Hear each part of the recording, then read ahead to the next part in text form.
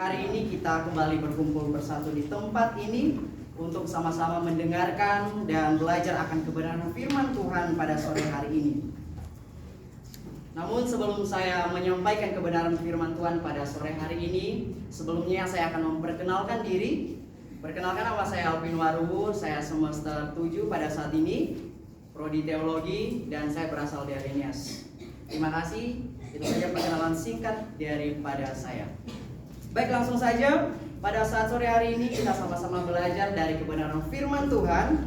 Mari kita buka di dalam Filemon pasal 1 ayat 8 sampai ayatnya yang ke-22. Sekali lagi, Filemon pasal 1 ayat 8 sampai ayatnya yang ke-22. Yang sudah menemukannya katakan amin. Amin.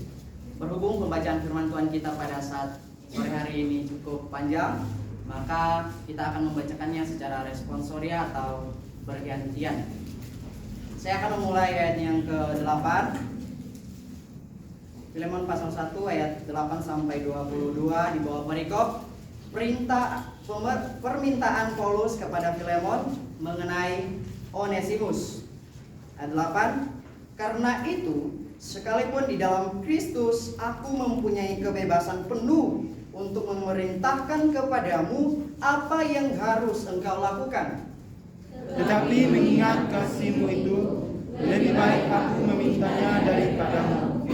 Aku Paulus yang sudah menjadi tua, lagi pula sekarang dipenjarakan karena Kristus Yesus, mengajukan permintaan kepadamu mengenai anakku yang kudapati selagi aku di dalam penjara, yakni Onesimus. Dahulu memang dia tidak berguna bagimu, tetapi sekarang sangat berguna baik bagimu maupun bagiku. Dia kusuruh kembali kepadamu, dia yaitu buah hatiku. Sebenarnya aku mau menahan dia di sini sebagai gantimu untuk melayanimu selama aku di penjara karena Injil. Tetapi tanpa persetujuanmu, aku tidak mau berbuat sesuatu, supaya yang baik itu jangan engkau lakukan seolah-olah dengan paksa, melainkan dengan sukarela. Sebab mungkin karena itulah dia dipisahkan sejalan daripadamu, supaya engkau dapat menerimanya untuk selama-lamanya. Bukan lagi sebagai hamba, melainkan lebih daripada hamba, yaitu sebagai saudara yang kekasih. Bagiku sudah demikian, apalagi bagimu, baik secara manusia di dalam maupun di dalam Tuhan. Kalau engkau menganggap aku temanmu seiman, terimalah dia seperti aku sendiri. Dan kalau dia sudah merugikan engkau ataupun berhutang padamu, tanggungkanlah semuanya itu kepadaku.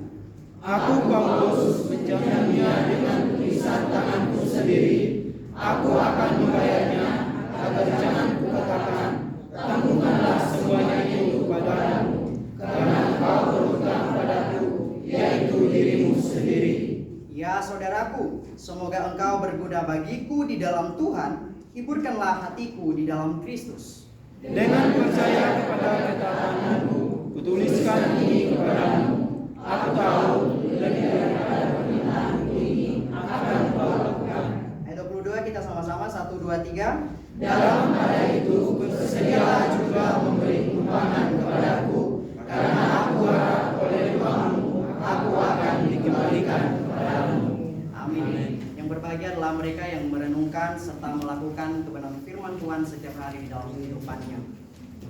Saudariku yang terkasih di dalam nama Tuhan Yesus, pada saat hari ini, jika minggu kemarin kita membahas tentang harapan, betul ya, kita kemarin membahas tentang harapan yang dibawakan oleh Nadia. Maka pada saat ini saya akan berbicara tentang kepemimpinan, yang sebagaimana tentunya kita mempunyai harapan menjadi seorang pemimpin. Amin. Amin. Oke, baik.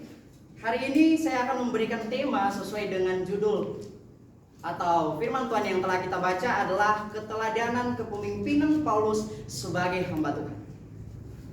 Sebelumnya kita tahu dulu bahwa penulis kitab Filemon ini adalah Paulus sendiri, ditulis pada tahun 61 Masehi, yang mana tujuannya adalah Paulus menyurati Filemon untuk mengurus persoalan khusus tentang hambanya, yang dimana hambanya dalam hal ini adalah Onesimus yang telah melarikan diri. Menurut hukum Romawi, hamba yang melarikan diri dapat dihukum mati. Paulus menjadi perantaran untuk Onesimus dengan Filemon dan memohon supaya Onesimus diterima kembali secara ramah sebagai orang percaya dan sahabat Paulus dengan kasih yang sama sebagaimana dia akan menerima Paulus sendiri. Baik, berbicara tentang kepemimpinan. Kepemimpinan ini berasal dari kata pimpin, yang kalau kita bisa lihat di dalam Kamus Besar Bahasa Indonesia itu adalah mengetuai atau mengepelai. Maka kita dapat menyimpulkan dari pengertian ini, saudara-saudariku, bahwa kepemimpinan adalah karakteristik yang secara simbolik dan teknis berada di depan atau puncak kekuasaan tertinggi di dalam grup, yang tentunya itu dipilih dan ditetapkan oleh anggota-anggota kelompok tertentu, yang mana tujuannya tentunya untuk mencapai sebuah tujuan dan cita-cita bersama. Nah, di dalam pembacaan kita pada hari ini, saya mengangkat tema keteladanan kepemimpinan Paulus sebagai hamba Tuhan. Mungkin orang lain melihat bagian firman Tuhan ini adalah permintaan Paulus kepada Filemon untuk menerima kembali Onesimus, tetapi pada saat ini saya melihat bahwa di sini ada kaitannya dengan kepemimpinan. Makanya pada saat ini saya membawa tema kepemimpinan Paulus sebagai hamba Tuhan. Baik, dalam pasal yang telah kita baca bersama-sama pada saat ini, ada beberapa kata penting yang harus kita pelajari bersama, yang mana dengan tujuan untuk mendapatkan pemahaman, pengetahuan tentang kepemimpinan Paulus berdasarkan surat Filemon ini.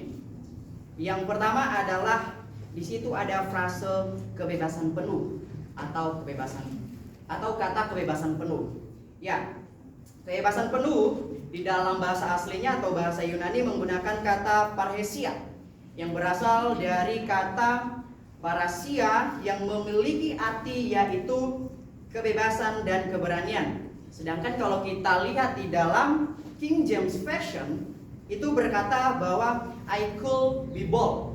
Artinya yaitu saya mempunyai keberanian, saya berani untuk melakukan sesuatu. Sedangkan di dalam bahasa Kamus Besar Bahasa Indonesia memiliki arti keadaan bebas, merdeka. Saya bebas, saya merdeka.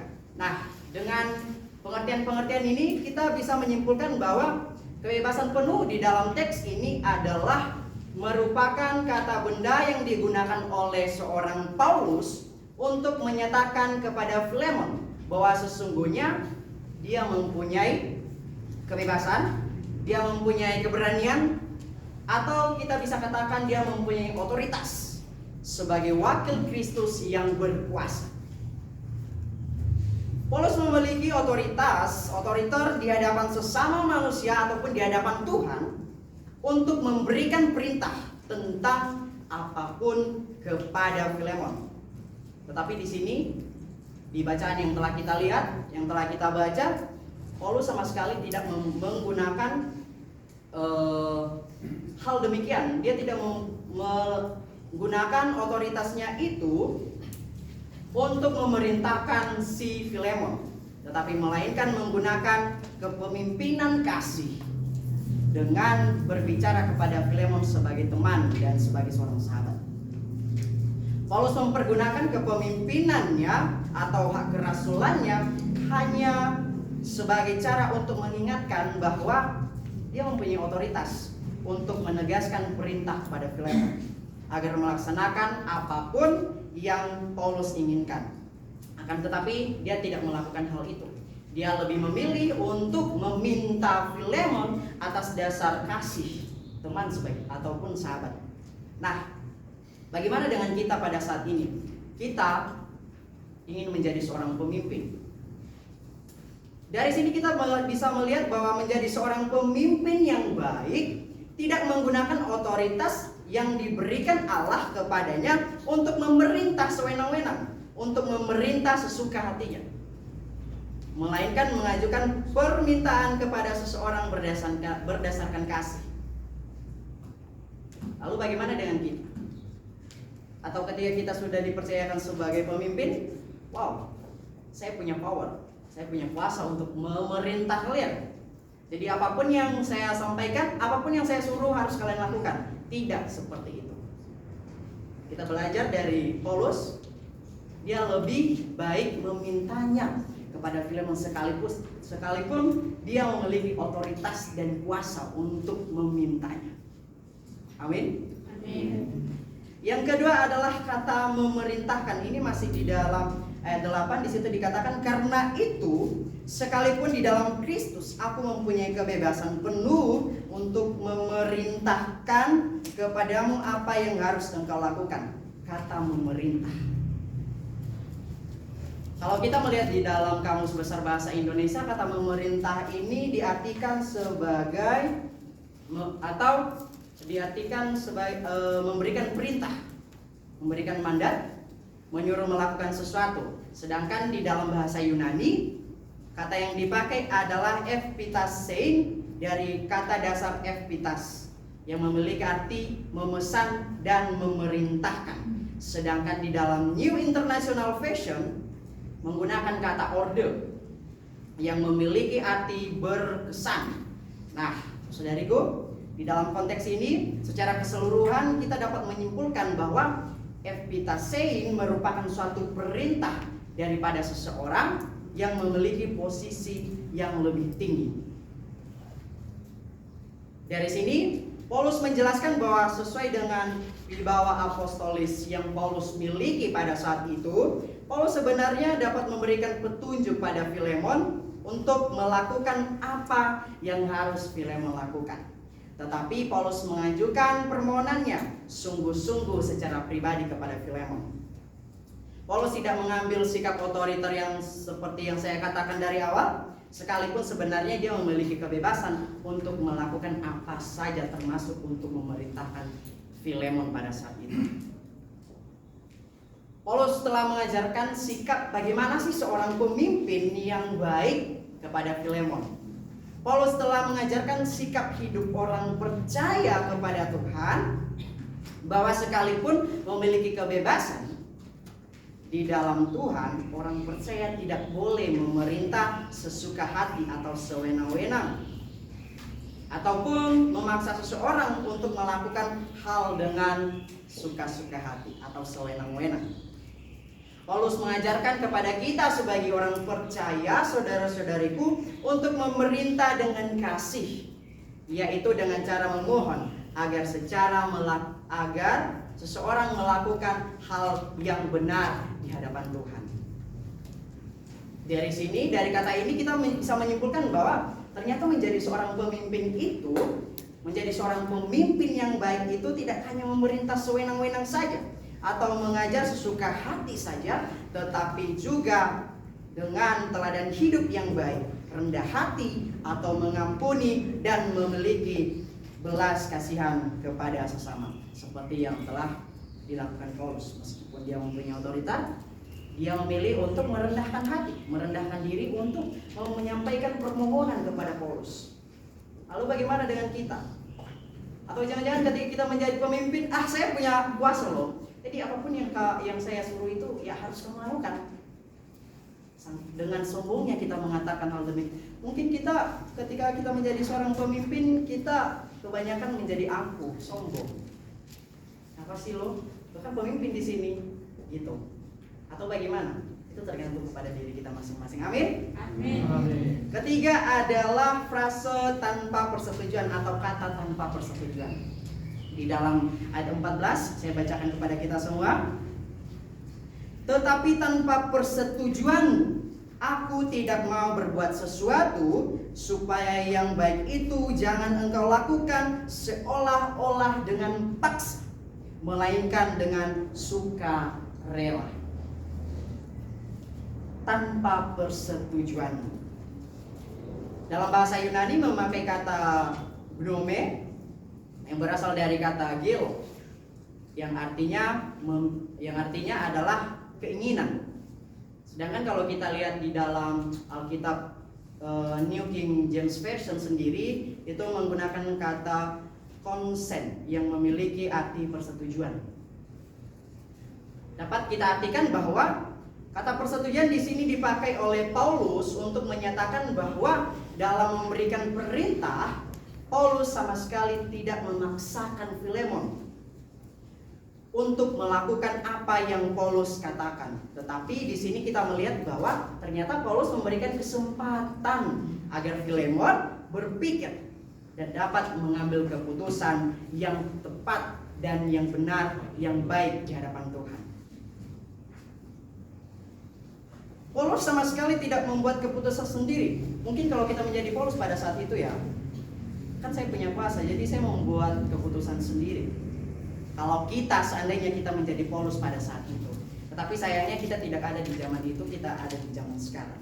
Jadi ini Paulus sama sekali tidak membuat keputusan sendiri, melainkan Paulus menekankan bahwa Paulus tidak mau melakukan sesuatu tanpa persetujuan daripada Filemon. Dalam bagian ini, saudariku, Bapak Ibu, kita dapat melihat bahwa Paulus memberikan perintah lebih kepada memberikan motivasi kepada Filemon untuk melakukan tindakan kasih. Jadi dapat kita simpulkan bahwa hal ini kita bisa menyimpulkan bahwa seorang pemimpin yang baik itu adalah pemimpin yang memotivasi seseorang untuk melakukan tindakan kasih, bukan malah sebaliknya kita sebagai seorang pemimpin saling menjatuhkan. Mungkin karena dia mempunyai kuasa tadi gitu loh, dia mempunyai kuasa yang paling tinggi, jadi dia pengen dia aja yang ada di atas, yang lain itu singkirkan, dia gak penting. Tetapi pada saat ini Paulus, firman Tuhan mengajarkan kita bahwa menjadi seorang pemimpin itu harusnya memotivasi orang lain, bukan malah menjatuhkan, apalagi menjatuhkan mental, sangat menyakitkan. Ya, jadi untuk itu pada saat ini, saudariku, marilah kita menjadi pemimpin yang memotivasi, bukan menjatuhkan. Gimana, yakin menjadi seorang pemimpin yang memotivasi? Amin. Namun saya hamba Tuhan di tempat ini adalah orang-orang yang selalu memberikan motivasi bagi orang lain. Amin. Baik, yang keempat adalah di sini ada kata mungkin, karena itulah dia dipisahkan sejenak daripadamu. Ayat 15, ada yang bisa membacakan kita untuk kepada kita semua? Ayat 15. Ya, Martinus. Ayat 15. Ayat yang ke-15, demikianlah bunyinya. Sebab mungkin karena itulah dia dipisahkan sejenak daripadamu, supaya engkau dapat menerimanya untuk selama-lamanya. Amin. Terima kasih. Di sini dikatakan mungkin, sebab mungkin karena itulah dia dipisahkan sejenak daripadamu. Dia dipisahkan sejenak daripadamu. Kata ini di dalam New International Version mengatakan perhaps the reason he was spirit from you. Yang artinya bahwa barangkali itu alasan ia, yaitu Onesimus, dipisahkan dari kamu. Kata mungkin di sini di dalam bahasa Yunani memakai kata tatsha, dari kata dasar tatsha juga yang memiliki arti yaitu barangkali atau mungkin. Barangkali, mungkin itu yang digunakan di dalam bahasa Yunani. Sedangkan kalau kita lihat kata dipisahkan itu memakai kata ekoriste atau dari kata dasar korizo yang memiliki arti yaitu memisahkan. Yang mana kata ini merupakan kata kerja yang bersifat pasif. Nah, kata kerja ini merupakan suatu petunjuk akan Allah sebagai sumber kejadian yang sesungguhnya.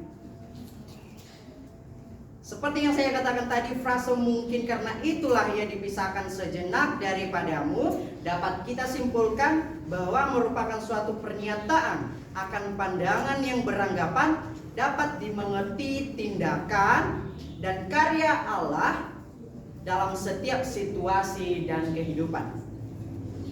Di sini Paulus menghimbau Filemon untuk melihat peristiwa Onesimus itu dari sisi rencana Allah. Paulus mengajak Filemon untuk berpikir positif bahwasanya Allah yang mempunyai rencana di balik semuanya kejadian yang dialami oleh Filemon dan Onesimus. Mungkin Onesimus terpisah untuk sementara waktu dari Filemon supaya Filemon memiliki Onesimus untuk selama-lamanya. Saudaraku yang terkasih di dalam nama Tuhan Yesus, pemimpin yang dapat berpikir positif di tengah-tengah masalah sangatlah dibutuhkan oleh setiap orang percaya. Berpikir sendiri adalah merupakan aktivitas psikis yang internasional dan terjadi apabila seseorang menjumpai masalah yang harus dipecahkan. Dengan demikian, bahwa dalam berpikir itu seseorang menghubungkan pengertian antara satu dengan yang lain dalam rangka mendapatkan pemecahan persoalan yang dihadapi. Saudariku, hari ini Paulus memberikan contoh kepada kita bahwa menjadi seorang pemimpin yang baik itu kita harus mampu berpikir positif. Kita harus mempunyai kemampuan untuk berpikir positif di tengah-tengah masalah yang kita hadapi. Jangan kita berpikir pesimis ketika kita menjumpai masalah. Aduh gimana ya masalah ini bisa terselesaikan gak sih? Jangan-jangan ini nanti masalahnya akan besar.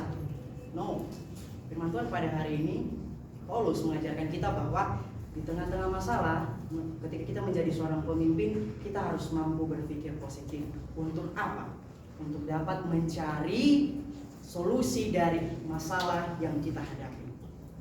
Menjadi seorang pemimpin harus bisa melihat semua kejadian atau masalah yang terjadi di dalam kehidupan ini sebagai rencana Allah. Dengan demikian, pemimpin yang dapat berpikir positif dan dapat mencari solusi yang terbaik dari masalah yang terjadi, sehingga tidak saling menyalahkan atau saling membenci, dapat bersama-sama mencari solusi dari masalah. Atau ketika seorang pemimpin dia mendapatkan sebuah masalah di dalam sebuah organisasinya, bukan mencari masalah tetapi malah menyalahkan satu sama lain, menyalahkan bawahannya, itu gara-gara kamu nggak bisa bekerja dengan baik. No, Paulus mengajarkan kita untuk bisa berpikir positif, yang saling menyalahkan. Mari sama-sama kita mencari solusi dari masalah yang telah kita hadapi. Amin. Yang kelima adalah di situ ada kata tanggungkanlah dan aku akan membayarnya. Di dalam ayat 18 sampai 19 di situ ada kalimat yang mengatakan tanggungkanlah, dan juga di dalam ayat 19 di situ ada aku akan membayarnya. Di dalam NKJ kata ini memakai kata put that on my account yang memiliki arti tanggung jawabku. Sedangkan kata tanggungkanlah menggunakan dalam bahasa Yunani itu menggunakan kata elogeo, yang merupakan kata dasar elogeo yang memiliki arti yaitu tanggung jawab seseorang. Sedangkan kata membayar di dalam bahasa Yunani itu menggunakan kata apotino dari kasus verb indikatif future aktif, orang pertama tunggal yang memiliki arti yaitu membayar kerusakan itu, membuat ganti rugi. Di dalam New International Version di sini menggunakan kata I will pay it back, artinya saya akan membayar kembali. Dengan demikian, dengan pernyataan ini dapat disimpulkan bahwa di dalam konteks ini, di dalam konteks yang kita baca ini, saudariku, menunjukkan kesungguhan Paulus untuk bertanggung jawab atas kerugian Filemon yang mungkin bisa dikatakan yang dilakukan oleh Onesimus. Paulus ingin menanggung semua kerugian Filemon yang disebabkan oleh Onesimus, dengan menggunakan kesungguhan hatinya untuk membayar utang-utang itu, utang Onesimus, supaya Onesimus bisa kembali kepada Filemon. Artinya bahwa Paulus tidak hanya sekedar memerintah Filemon. Dia tidak hanya kamu harus terima Onesimus kembali. Tidak, tetapi di sini dengan tindakan Paulus mengajar Filemon bahwa sebagai seorang pemimpin itu harus siap berkorban untuk satu tujuan, yaitu mendapatkan sebuah perubahan baik dalam diri seseorang, kelompok, dan lain sebagainya. Pemimpin yang baik tidak hanya sekedar memerintah saja, tidak hanya memberikan nasihat atau saran kepada bawahannya, tetapi dia juga harus berkorban bagi orang yang dipimpinnya. Menjadi seorang pemimpin, saudariku, tidak hanya sekedar dapat berpikir positif di tengah-tengah masalah yang terjadi, tetapi di sini juga pemimpin yang baik dan bijaksana adalah pemimpin yang bertanggung jawab. Apakah kita di sini sudah bertanggung jawab? Amin. Semoga benar ya, kita sudah bertanggung jawab sebagai seorang pemimpin. Baik, ini adalah frase kata yang terakhir, yaitu dengan percaya kepada ketaatanmu. Dengan percaya kepada ketaatanmu. Di dalam NIV menggunakan kata confident of your obedience, yang memiliki arti yaitu yakin akan ketaatanmu. Kata percaya di dalam bahasa Yunani sendiri itu menggunakan kata peipokos dari kata dasar peiko, yang memiliki arti yaitu meyakinkan. Jadi dapat diartikan bahwa di dalam konteks ini Paulus meyakinkan bahwa Filemon itu melakukan apa yang dipesankan oleh Paulus oleh karena ketaatannya kepada Kristus. Kata ketaatanmu dalam bahasa Yunani itu menggunakan kata hipakoi dari kata dasar hipakoi yang memiliki arti yaitu ketaatan. Sedangkan kalau kita lihat atau kita lansir di dalam KBBI itu memiliki arti atau berasal dari kata dasar taat yang memiliki arti yaitu tunduk dan patuh. Nah, dari pengertian-pengertian ini, saudariku, kita bisa menyimpulkan, kita bisa mengambil suatu kesimpulan bahwa Paulus menjelaskan dalam suatu pandangan ke belakang kepada apa yang telah Paulus sampaikan, bahwa Paulus yakin bahwa akan ketaatan Filemon. Paulus berbicara mengenai ketaatan iman yang dimiliki oleh Filemon ini. Ketaatan iman tertuju kepada siapa? Tentunya tertuju kepada Allah, tertuju kepada Injil, tertuju kepada Kristus, dan tentunya tertuju kepada kehendak Allah. Paulus percaya bahwa Filemon itu akan mematuhi, menaati, melakukan apa yang disampaikan oleh Paulus karena ketaatan Paulus kepada Allah. Jadi saudariku, hal ini kita bisa melihat bahwa seorang pemimpin yang baik itu, seorang pemimpin yang bijaksana itu adalah dia yang seorang pemimpin yang percaya bahwa orang yang dipimpinnya itu, orang dipimpin oleh iman, memiliki kemampuan dan yakin bahwa orang tersebut mau melakukan perintah yang diberikan oleh karena ketaatannya kepada Allah. Jadi kita sebagai seorang pemimpin harus bisa percaya kepada bawahan kita, kepada teman kita, bahwa dia pasti melakukan apa yang kita sampaikan kepada dia. Jangan kita berpikir negatif kepada orang bawahan kita, orang di sekitar kita. Pasti ketika saya mengatakan hal ini, menyuruh hal ini, dia tidak akan melakukan. Tetapi di sini kita bisa belajar bahwa Paulus itu percaya bahwa Filemon akan melakukan apa yang diperintahkannya, yang diperintahkan Paulus dalam hal ini ya kepada Filemon.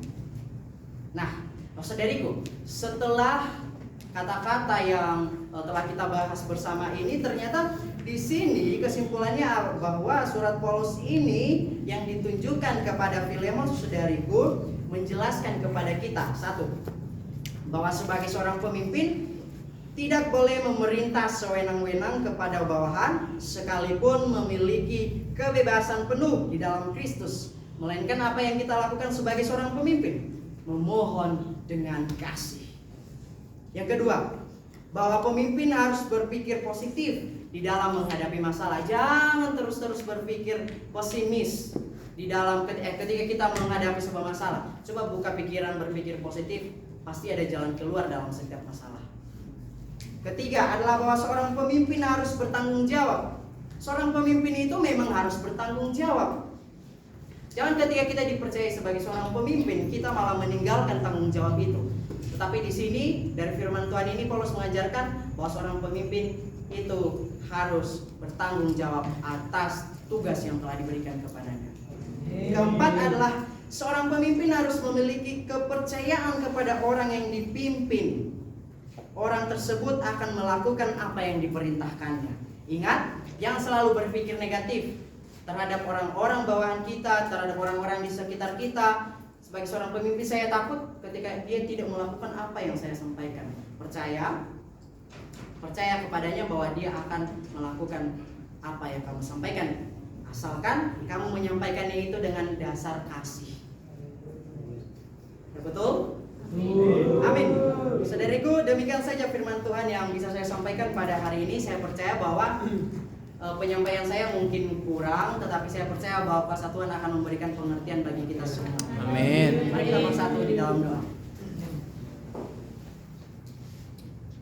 Terima kasih Bapak buat peringatan Tuhan dari awal pertengahan ibadah kami hingga pada saat ini Tuhan, kami boleh selesai mendengarkan kebenaran firman. Kau mengajarkan kami untuk menjadi seorang pemimpin yang baik, seorang pemimpin yang bertanggung jawab, seorang pemimpin yang selalu berpikir positif ketika kami menghadapi masalah. Tuhan, kami percaya bahwa setiap firman Tuhan ini Engkau yang memberikan pencerahan bagi kami, sehingga kami dapat mengaplikasikannya dalam kehidupan kami. Berkati jemaat-Mu dan hamba-Mu Tuhan. Inilah ibadah kami, selanjutnya kami serahkan dalam tangan kasih-Mu. Di dalam nama Tuhan Yesus kami telah berdoa dan mengucap syukur. Haleluya. Amin. Shalom untuk kita semua. Shalom.